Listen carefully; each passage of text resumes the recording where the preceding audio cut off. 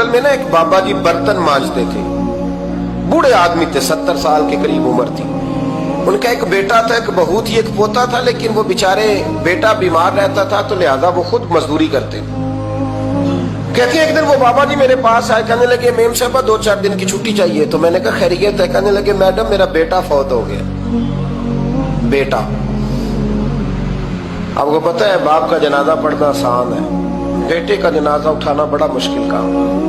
کہتی ہے میں کچھ لکھ رہی تھی، میرے ہاتھ سے قلم گر گیا، میں نے خود گاڑی بھیجی، بابا جی گاؤں چلے گئے جہاں وہ رہتے تھے.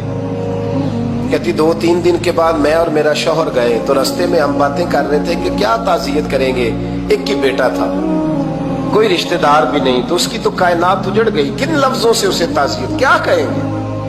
کہتے جب ہم گئے تو وہ ٹوٹی ہوئی چٹائی پہ بیٹھا تھا، کچھ لوگ قریب تھے، ہم نے جا کے کہا بابا آپ مسلمان ہیں، ہم آپ کو کیا نصیحت کریں، ایک ہی بیٹا تھا، کہ کس طرح کر کے ہم آپ کو تسلی دیں. تو کہتے ہیں اس نے آنکھیں کھولی، بوڑھی آنکھوں میں ایمان کی روشنی.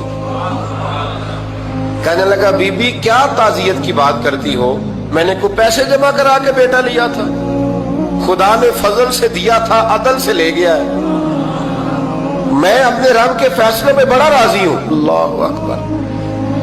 وہ خاتون کہتی ہے کہ وہ بابا جی سے میں نے کہا کہ چلو آپ 1 مہینے کی چھٹی کر لے. تو کہنے لگا نہیں میڈم میں مسلمان ہوں، مفت کی روٹی نہیں کھاتا، مزدوری کر کے کھاتا ہوں، میں انشاءاللہ 2-3 دن کے بعد کام پہ آ جاؤں گا. کہتے ہیں وہ چند دنوں کے بعد آ گیا. اللہ کی قدرت کے ابھی 2-3 ماہ گزرے تھے، پھر آیا، میڈم چھٹی چاہیے کچھ دنوں کی. میں نے کہا خیریت ہے؟ کہنے لگے وہ میری بہو بھی ہارٹ اٹیک سے فوت ہو گئی. کہتے اب میں بھی تڑپ گئی ہوں اور عیسائی ہو کہ میری آنکھوں میں آنسو آ گئے. میں نے کہا گھر کا دروازہ بند ہو گیا، اب یہ بیچارہ کیا کرے گا. وہ اپنے شوہر کے غم میں ہارٹ اٹیک سے فوت ہو گئی. کہتے ہم پھر 2-3 دن کے بعد تعزیت کے لیے گئے، پھر ٹوٹی ہوئی چٹائی، بوڑھا نہ اپنی انگلیوں سے زمین پر کچھ بنا رہا. کہتے قریب گئی اور میں نے جا کے کہا بابا اب تو تسلی آپ نے خود ہی کرنی ہے، جو نظام تھا وہ تو ہو گیا. تو کہتے ہیں پھر اس نے آنکھیں کھولی، آسمان کی طرف دیکھا تو کہنے لگا بیٹی کوئی پریشانی نہیں، میرا بیٹا بغیر شادی کے بھی تو فوت ہو ہی سکتا تھا نا، بس میرے مالک نے جب چاہا جیسے چاہ ہوا. میں انشاءاللہ 2-4 دن کے بعد کام پہ آؤں گا. یہ میرا 3-4-5 سال کا پوتا ہے، ابھی اسکول داخل ہوا ہے، میں ساتھ لے آؤں گا، وہاں میرے ساتھ اوپر کوارٹر میں جہاں میں رہتا ہوں یہ بھی رہے گا. کبھی کبھی میں دیکھتی چھت پہ کھڑے ہو کے کہ دادا گھوڑا بنا ہوا ہے اور پوتا سواری کر رہا ہے. وہ سویرے اٹھتا اس کو سکول چھوڑ کے آتا، شام کو لے کے آتا، پیار کرتا، محبت کرتا. 3ری منزل پر ہم نے ایک کوارٹر دیا ہوا تھا، وہاں دادا پوتا رہتے. اللہ تو بڑا بے نیاز ہے. کہتی ہے اقبال ایک دن نا پوتا اوپر والی منزل پہ کھیل رہا تھا، اس کا پیر پھسلا، وہ گردن کے بل زمین پہ گرا. مجھے خبر ہوئی تو میں دوڑی، ایمبولینس منگائی. خون سے لتھڑے ہوئے اس بچے کو دادے نے اپنی گود میں رکھا.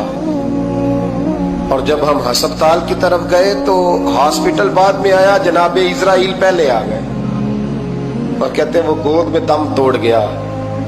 پھر دادے نے اسے اپنے ہاتھوں سے غسل دیا، پھر اس نے اپنے بوڑھے ہاتھوں سے قبر کھودی اور پھر مٹی ڈال کے کہنے لگا انا للہ و انا الیہ راجعون. جے سونا ہی میرے دکھ وچ راضی، جے سونا ہی میرے دکھ وچ راضی.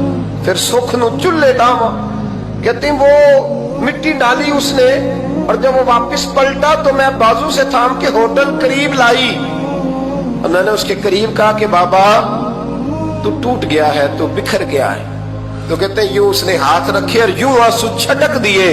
کہنے لگا میڈم کیوں میرے اندر کوئی عقیدہ نہیں، میں کوئی لوارث ہوں، میرا کوئی رب نہیں، میں کیوں پریشان رہوں گا، میں تو پکا ہوا پھل ہوں. تھوڑے دن گزرے کہ قبر میں جاؤں گا اور جب جنت میں جاؤں گا تو اللہ میری بیٹے سے بھی ملاقات کرائے گا، میرے پوتے سے بھی ملاقات کرائے گا، میرا رب ساری ملاقاتیں کرا دے گا. میں اپنے اللہ کی رضا پہ بڑا راضی ہوں.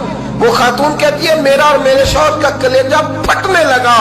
میں نے کہا بابا یہ جذبہ کہاں سے ملتا ہے، یہ سکون کہاں سے آتا ہے، یہ کیفیت کیسے ملتی ہے؟ مجھے کہنے لگا تو نے لینی ہے؟ میں نے کہا تو کہنے لگا تو بھی گنبد خضرا والے نبی کا کلمہ پڑھ جا، اللہ تجھے سکون عطا کرے۔